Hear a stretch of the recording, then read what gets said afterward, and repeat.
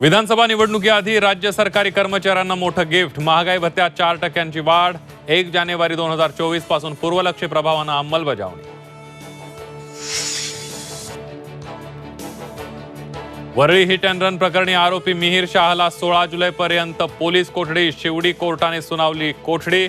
अपघातावेळी आपणच गाडी चालवत असल्याची मिहीरनं कबुली दिल्याची सूत्रांची माहिती.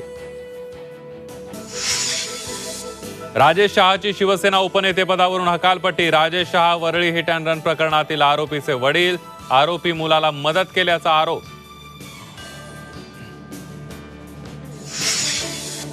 मराठा आणि ओबीसी आरक्षणावरून विधिमंडळात जोरदार गोंधळ. सर्वपक्षीय बैठकीला विरोधकांनी दांडी मारल्यानं सत्ताधारी आमदार संतप्त. तर विधान परिषदेत मार्शल्स बोलवण्याची वेळ. एक जरी कुणबी नोंद रद्द झाली तर विधानसभेला तुमचे 288 आमदार पाडू. मनोज जरांगेंचा सरकारला इशारा.